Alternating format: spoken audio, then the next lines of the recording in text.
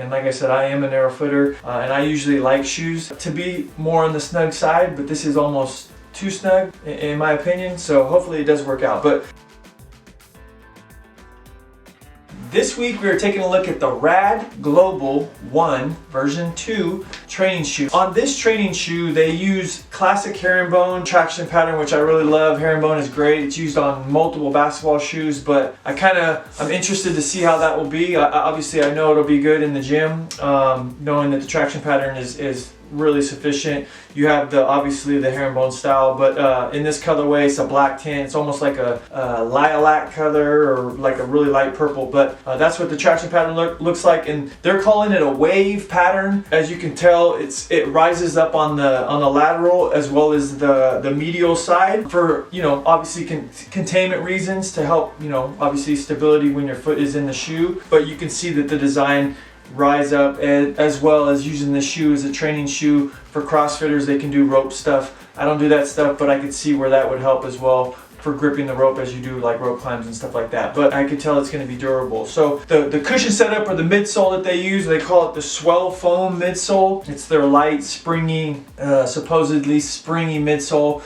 With the shoe on, I feel like it's pretty stiff. There isn't a lot of response, and just, you know, obviously my expectations, I just got them, so I'm just trying them on. I think that they'll break in and loosen up. At least that's my hope. But right now, pretty much they're really stiff as far as the cushion setup. Even underfoot where the swell foam is underneath the heel, I can tell that it's stiff. So I'm just, like I said, I'm hoping with time it'll loosen up a little bit. But the shoe is a training shoe, so, you know, obviously you want the foundation to be flat and firm when you're doing those type of workouts. So I can understand that, but I do appreciate a little bit more response and cushion underfoot as well. So that containment is nice though. They added a heel clip on the back for another part of that containment when your foot is in the shoe. You can kind of tell and really feel that when your foot is in there, that there is a good stability and containment, you know, for that movement that you may be doing in the gym, whether it's lateral, box jumps, whatever the case may be, because they claim that this shoe does everything. So running, I guess you could use that. I wouldn't really use this for running as much, but there is some flexibility at the toe box area for, you know, doing stuff like that. Now as we move on up to the upper, the material used, it's basically, I would say 75% of it is breathable mesh. And when I say breathable mesh, I mean it's pretty thick, and I think there's a couple different layers. But the shoe, when I have it on, I can feel the air kind of flowing through the shoe, which is really nice, considering when you're working out with shoes like this, you can sweat. So I can feel that this shoe is going to do a good job with that, ventilating and getting some air movement through there. So they do have areas where they've added some synthetic material for protection, especially the toe box area, you know, for any type of dragging, so that mesh doesn't tear. And it is pretty hard.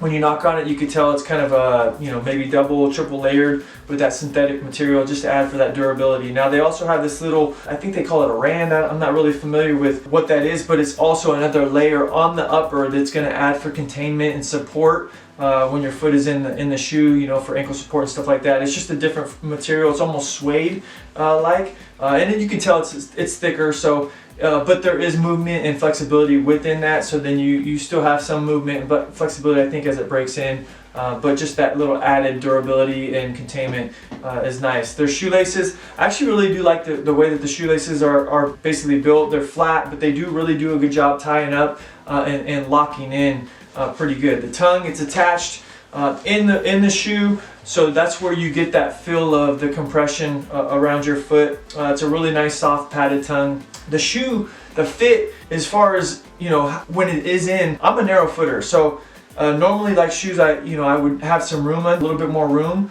but I would say either try it on, or if not, because you're not going to be able to, I don't think they carry these in stores, you may have to size a half up if you're a wide footer and you want to try these shoes out, because they are really snug. And, you know, like I said, they're nice. They have maybe 5 or 6 colorways, I think. This is like the black tint, I believe. They have a couple white colorways. Just an unusual color pattern scheme that they've used for their shoes, which is cool. I mean, if that's what you're into, I would have probably picked a different color scheme. But this is it's like I said, it's a black tint, so I do want to temper, like it almost has like a hint or a shade of a different color on the mesh area, so it gives you kind of different vibes. But really cool shoe. I believe they come in at $150 if I'm not mistaken. I can't really remember the price to be off the top of my head. $130 the 150, like I said, probably around that area. So, but they just came out. I think they're already sold out. So you may have to try to find these things like on eBay if this is something that you're interested in, if you haven't already got it. But I'm looking forward to checking it out. But yeah, that's the RAD Global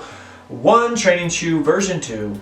I don't normally do this, but when I do, I shoe review. I'm out. Peace. Thank you.